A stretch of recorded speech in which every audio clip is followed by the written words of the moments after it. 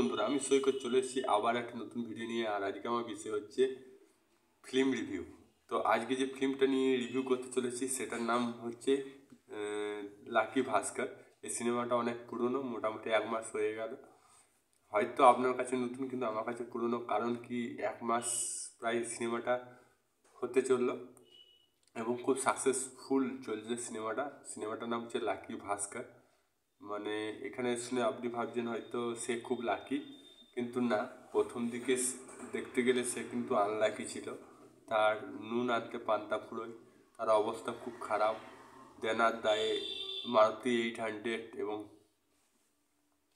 যে ভাস্কর একজন হচ্ছে অ্যাকাউন্টেন্ট, চার্টার অ্যাকাউন্টেন্ট, এবং সে চার্ট অ্যাকাউন্টে কাজ করে।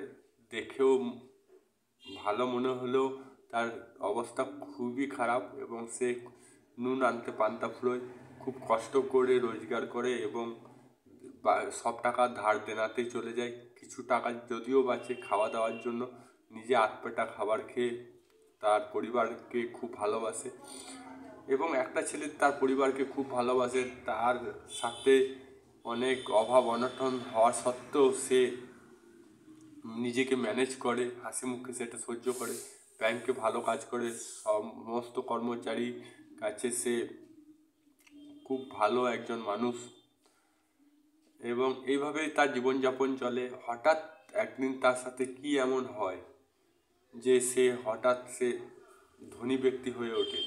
হঠাৎ তার জীবনে এমন কি মোড় আসে যার জন্য সে গাড়ি বাড়ি সম্পত্তি অধিকারী হয়ে যায়, 100 কোটি টাকা সম্পত্তি অধিকার হয়ে যায়।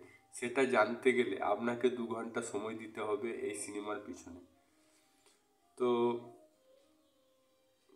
এখানে প্লাস পয়েন্ট কী কী আছে সেটা জানছি। প্লাস পয়েন্ট আছে এখানে অনেক কিছু প্লাস পয়েন্ট আছে, যে বড়া পাও খাওয়া, মুম্বাইয়ে ফ্যামিলিকে নিয়ে বড়া পাও খায় এবং তার বাচ্চাকে খাবার দিয়ে নিজে না খেয়ে থাকা। সেই ছেলেটা বড় বড় রেস্টুরেন্টে ভালো মন্দ খাবার খাচ্ছে।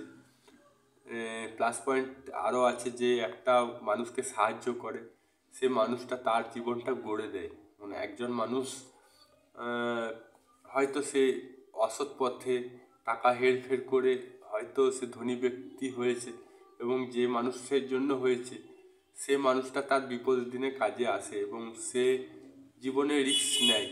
মানে একটা হয় না, মানে টাকা পয়সা কম থাকলে মানুষ হেও হয়, এখানে সেই জিনিসটা দেখানো হয়েছে। আমরা প্রত্যেক মানুষেরই টাকা পয়সার জন্য, প্রয়োজনের জন্য টাকা পয়সা রোজগার করি এবং সেই টাকা পয়সা হিসাবে মানুষের সাথে মানুষের ব্যবহার করা হয়, উচ্চপদ নিম্নপদ নির্ধারণ করা হয়। সেটা এখানের মধ্যে খুব সুন্দরভাবে তুলে ধরেছে এবং পয়সাটা কীভাবে কাজে লাগিয়ে টাকা হেরফের করে উপরে ওঠা যায় সেটা দেখানো হয়েছে। এবং 3 বন্ধুর মধ্যে 3 দিকে হয়ে গেল। একজন চলে গেল হোটেলে ব্যবসা করতে লেগে গেল, একজন ব্যাংকে চাকরি করতে লেগে গেল, আরেকজন সেই টাকা অন্য রাস্তায় চলে গেল। তো 3 বন্ধু 3 দিকে হয়ে গেল। এই 3 বন্ধু যে একতা, এখানে আরেকটা জিনিস ভালো হয়েছে, ইউনিটি। তারপর কিভাবে যে বিপদের হাত থেকে রক্ষা করা সেটা, হ্যাঁ, অনেক কিছু। এবং কিভাবে ব্ল্যাক মানিকে হোয়াইট মানি করা, ব্যবসা, আচারের ব্যবসাটা, এটা হচ্ছে সবচেয়ে বড় টার্নিং পয়েন্ট। এবং তার স্ত্রী তাকে যে বিশ্বাস করে, ফ্যামিলি লোক বিশ্বাস করে, এবং টাকা থাকলে যতই অভাব থাকুক, যতই প্রবলেম থাকুক, সেটা সলভ করা যায় এবং মানুষের মাথায় অটোমেটিক বুদ্ধি আসে। সেটা এখানের মধ্যে খুব সুন্দরভাবে তুলে ধরেছে। খুব সুন্দর সিনেমা। যারা অর্থনৈতিক টানাটানির মধ্যে আছেন, যাদের এই অভিজ্ঞতা আছে, তাদের তো এই ফিল্মটা খুবই ভালো লাগবে। কারণ এটা মিডিল ক্লাস, সমস্ত ভারতীয় মিডিল ক্লাস ফ্যামিলির একটা গুরুত্বপূর্ণ সিনেমা। আমার তো খুব ভালো লেগেছে, আশা করি আপনাদেরও ভালো লাগবে। যদি আপনার কোনো মতামত থাকে সেটা কমেন্ট বক্সে লিখে জানান। ভিডিওটা ভালো লাগলে লাইক করুন, চ্যানেল নতুন তাহলে সাবস্ক্রাইব অল বাটনটি প্রেস করুন। আবার দেখা হবে নতুন কোনো ভিডিও নিয়ে। তো তখন জয় হিন্দ, জয় ভারত। ভালো থাকো, সুস্থ থাকো।